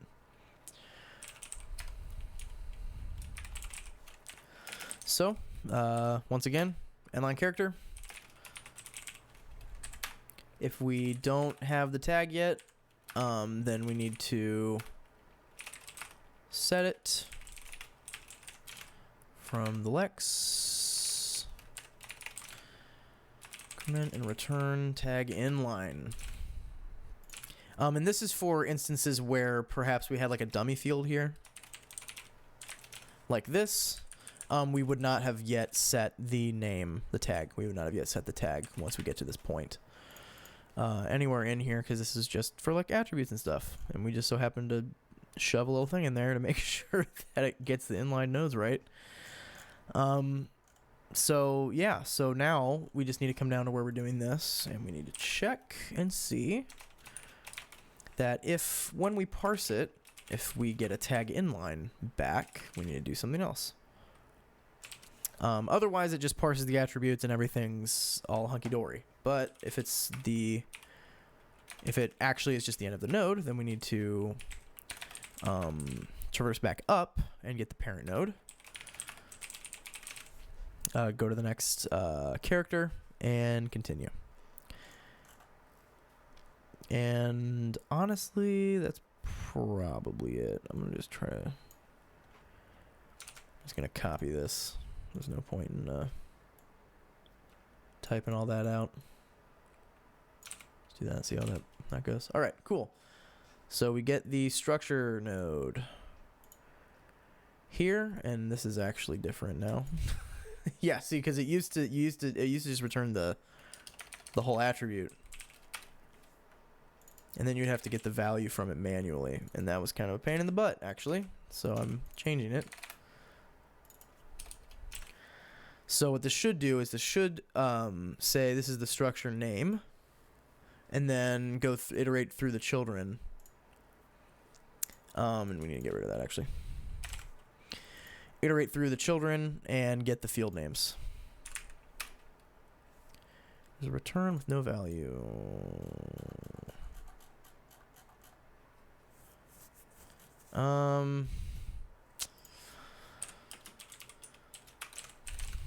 Yeah, we'll see if that... That's probably bad. We should fix that. And yeah, look at that. Load everything in. No more mismatched tags. Look at that. Having a grand old time. And then did I add the... I did not. I do that later. Okay. Yes, that's correct. I do that later. All right. Inline nodes. Make sure to commit this time. Add everything. Inline nodes part 6.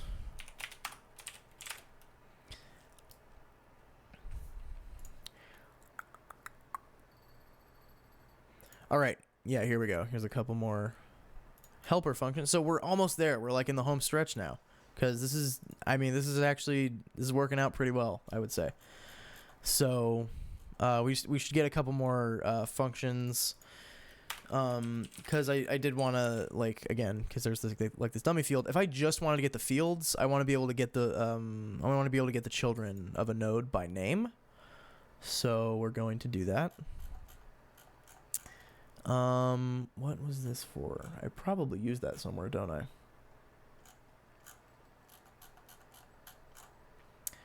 Oh no, that's just good. That's just good practice, I think. So in the node list,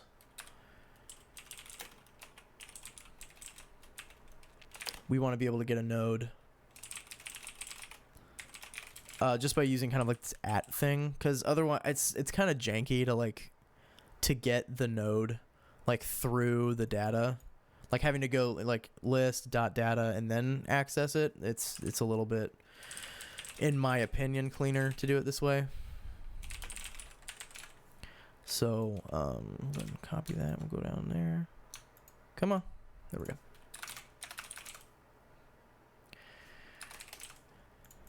She's struggling. Is the video going? All right. The video's still going. At this point, we can just make an XML node. And pretty straightforward. It's just a little bit easier to do that. Apparently there's a node list free. Did I? Why would I do that? What is the free?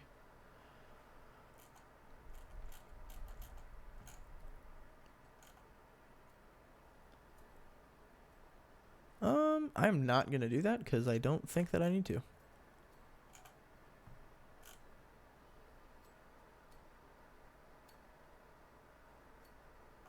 Oh, no, I totally do. I totally do. That's right. All right.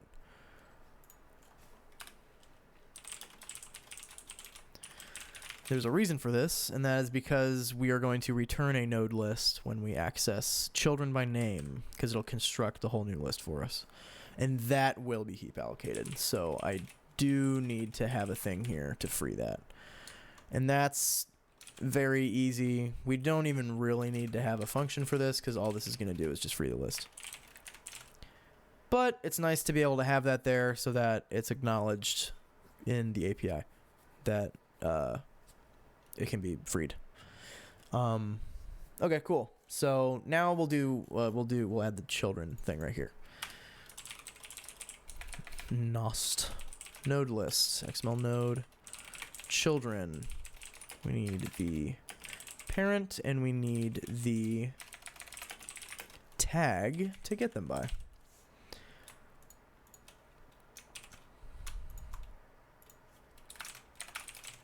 All right, so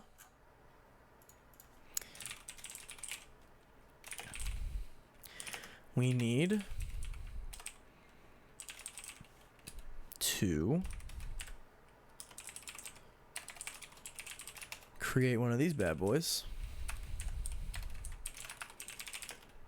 which I believe we end up returning.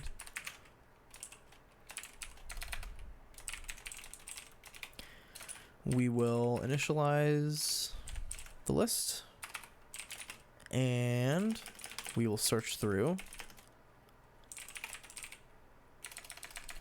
That's parent. We will, we will iterate through the children, and we're going to do a similar thing that we did before, where we're going to compare. Here's XML node, that right there. Just get the child.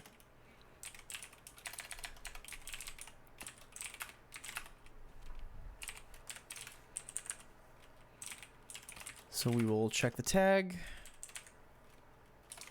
If they are the same, oh wait, no. We don't return that. My fingers are getting tired now. Stretch the wrist. Stretch the wrist. Stretch the wrist. I can't talk. So we will add to the list that we created earlier the child. Yeah, perfect. And then we just return from that. So we do have this dummy field here, but what we can do is I can just say XML node list fields, and I can do XML node children, pass in the structure, and we're looking for the field. So now, instead of this, I can go fields. I can get the field with XML node at node list at pass in fields I, and it should work just the same. Yep, works just the same, and it skips this dummy one in case there was other like metadata that we wanted to store in the structure that we didn't want to actually be like in the fields. Now we can just get everything by fields instead of having to the user actually go through and, well, now I got to iterate through and check which ones are the fields and like add a list myself. That works pretty well. Yeah, I guess there should be something to like remove attributes. There should be a way to like remove attributes. Although I think that the best way to do that... Okay, what if... Let me just think for a second. Let's say we remove the type. What if we remove the type? We could just set it to null, right? Like we could just remove every type before we print it real quick. So like I could just like... Oh, but I would actually need the attribute. So that would be a time to kind of put this back.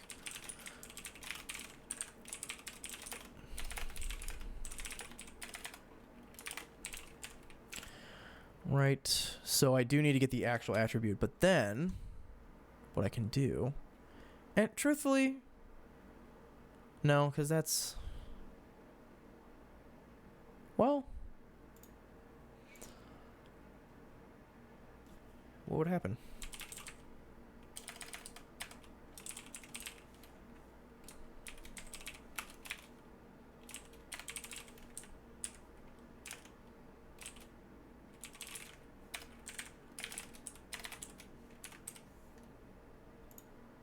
Is that not like that? Yeah, all right.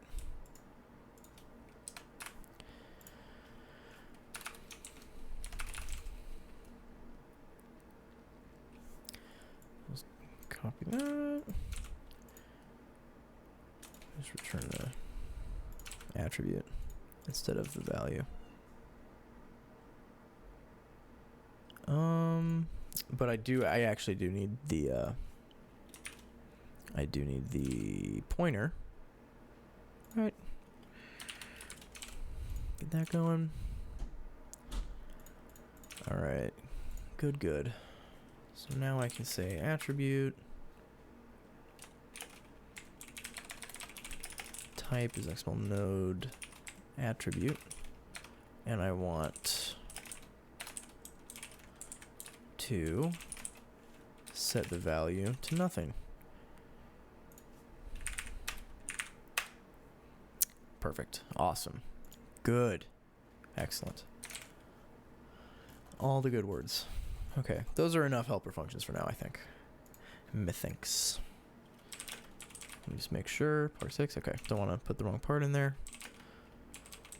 Just make sure there's nothing. Hold on. Helper functions. Part 7. All right. Almost done. We're almost there. Okay. So, the last thing that we're going to do is write it back out. I bet I don't even need that, do I? Yep. We are going to write out the document to another... So the idea being, we can read this document and we can modify it internally, sort of like we just did by setting the attribute to nothing, and then write it back out. Because that's useful.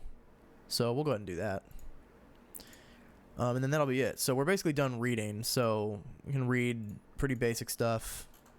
So some things it obviously does not handle right now that we could add later.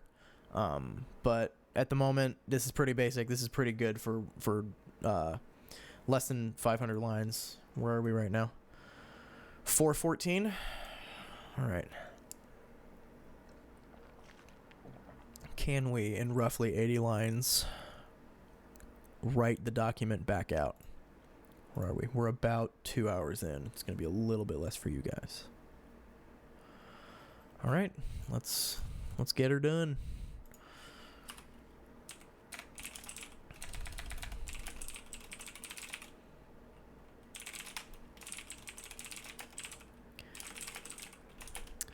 So we're gonna go ahead and put the, we need a path to write it out, and I wanted to include an indent as well, because I know some people, for some people, they might not like 4 spaces, they might like 2 spaces, they might like 8 spaces, you know, so I wanted to give the freedom, oh, excuse me, for that one.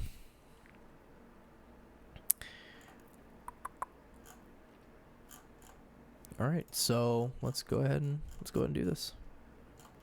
I'll scroll all the way. I don't know why I didn't just like copy it. It's what I've been doing this whole time. Alright, so to write out the document, we're going to need to open another file. To the path, this time we're writing ASCII text. Again, we will check to make sure that it actually loads correctly. Otherwise, we will say that we can't open it. Can not open file. That. Send the path in again. Return false.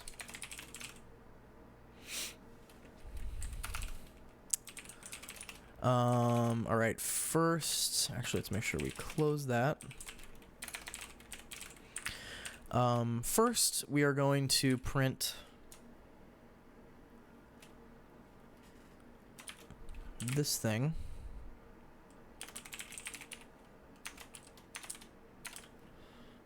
Coding.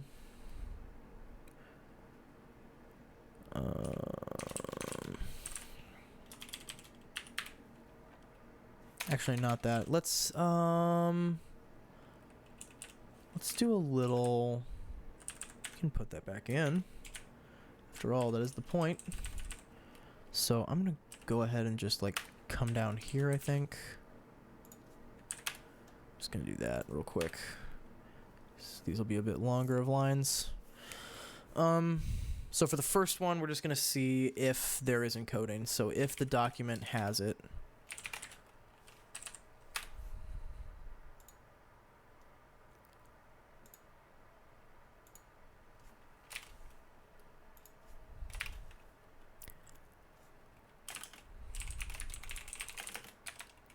Otherwise, we'll throw in 1.0.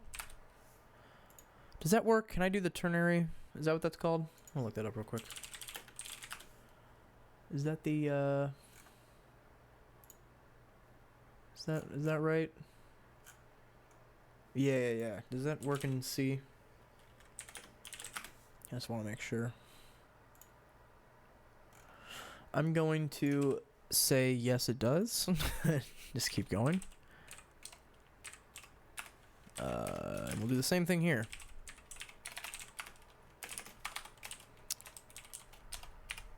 Just kind of have like a default value. If we don't, if we never load it in the version of the encoding. Cool. And now is the fun part. So I initially wanted to use a stack to get all this done because there's obviously a lot of last in first out kind of stuff going on, and so I was like, oh duh, stack. But stacks are hard. So and we're given a stack, we're given the call stack. So we're just going to recursively write out.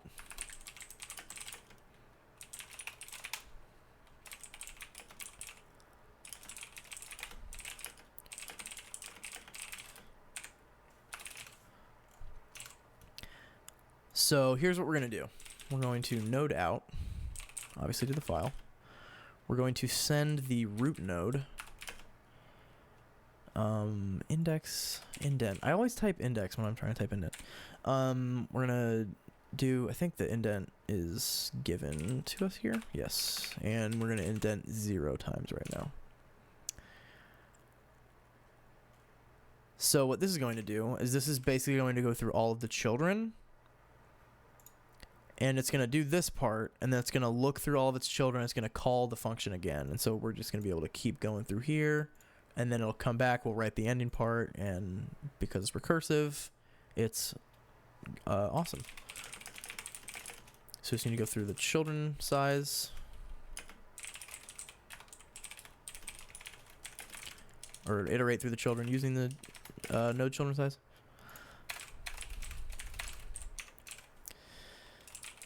And we'll just grab this real quick, just to be able to operate on it. So real quick, if there are any times that we'll be indenting, we'll just throw that in there. Actually learned about this. I did not know that there was a way to just print spaces multiple times. I'm glad there is, though. It's pretty cool to figure that out. So this is going to be the tag name, obviously. And then we got to go through the attributes.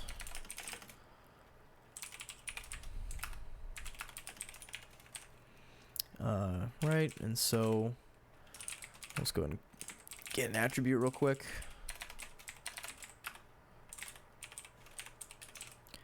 And we'll just go ahead and print that out in this form. We want a space before that, actually.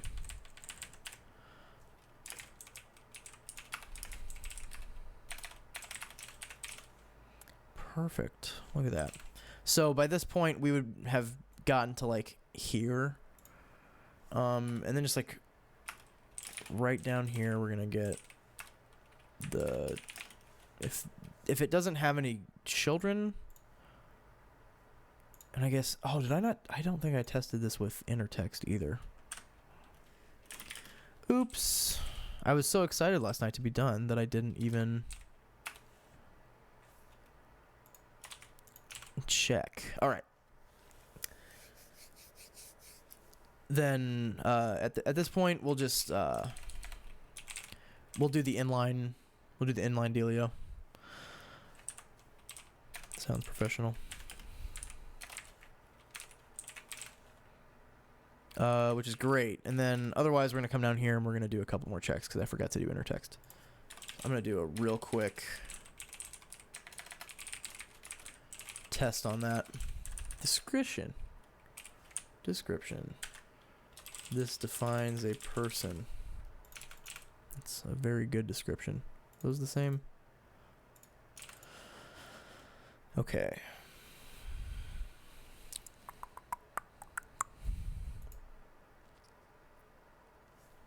So we're going to printf out the file. We're going to just do a normal start tag node. If the children size is equal to 0, we can assume that the inner text exists. Gosh, my fingers are literally like cramping up now. Almost choked on air. All right.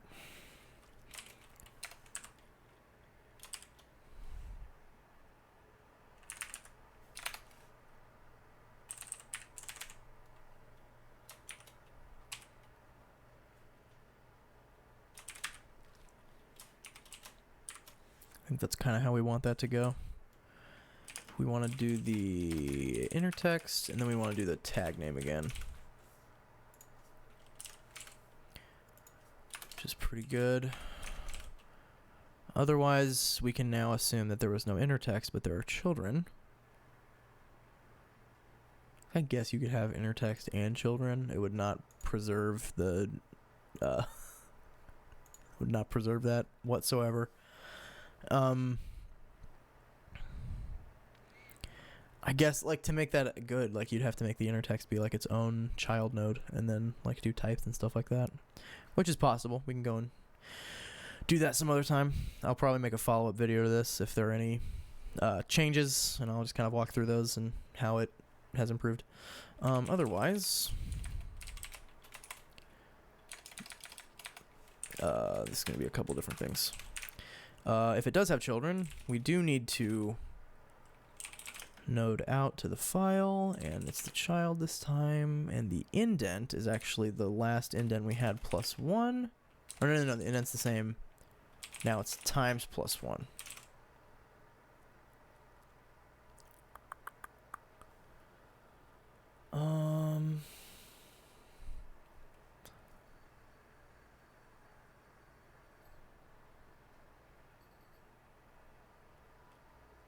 And then we need to check if times is greater than 0. Where are we at? 461. We got this. I'm just going to do that again. And then we've got to do the closing, do the end tag, the new line. And I think that that's it. We'll see. I'm gonna test this out. What did I do? I think I changed.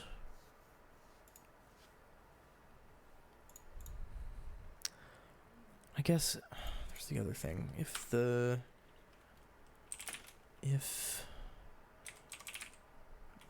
value, like,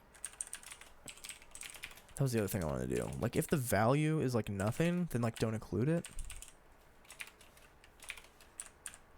So if the attribute's value is basically nothing, then just kind of continue, I think, because we don't really need that in there.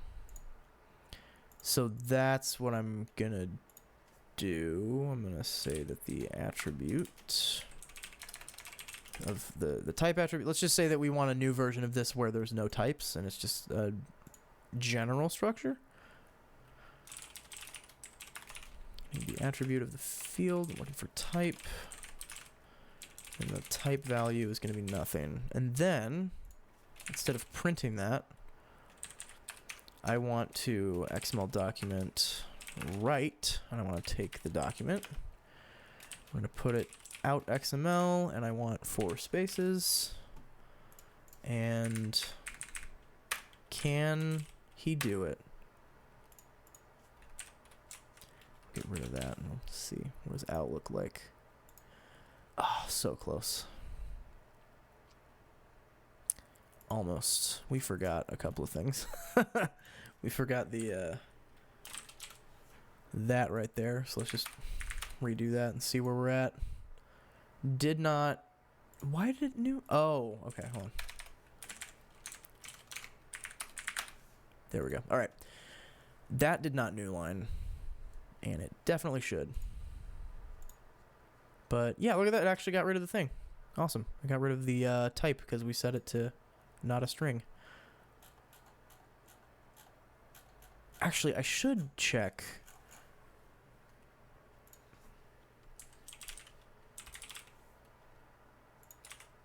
That first. Just so I'm not comparing a null. Maybe I don't need to do that. Maybe string compare actually takes care of that.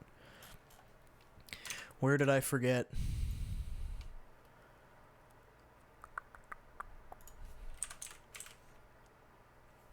Oh wait, no, because I wanted to, because I don't want it here, but yeah, like I don't want it there, but I do want it up there, so it needs to be like right here.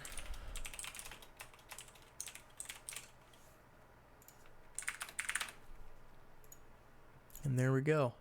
There it is, ladies and gentlemen. In the span of just around 2 hours, we have written an XML parser, reader, writer in less than 500 lines. Look at that. I don't even have to hopefully anymore. I can just built in C in under 500 lines, which will change if we want it to be better and we actually go and modify it. Oh man, look at that. We don't need the out again. We don't need that in the final thing. Look at that. S. Write document back out, part 8. Look at that. Look at that. What time is it? What is that? 2 hours? What time is it now? 12:37. What's that? 10:20 just about. I need to like because I can use the git log to find like the parts for the most part, I think. Like using the using like this part, I can like figure out where in the video, because I don't want to have to like go watch through the whole thing. I probably should though. Anyways, regardless, look at that. I hope that has quenched your thirst. I'm so sorry that took so long to finally get here. So thank you for everybody for your patience in getting here. I will link the repo in the description. All of the timestamps for all the different parts will be in the description. That's all I can think of right now, honestly. So thank you so much for watching. If you have watched all the way through, I really appreciate it, and I hope that you learned something today, and I'll see you guys next time.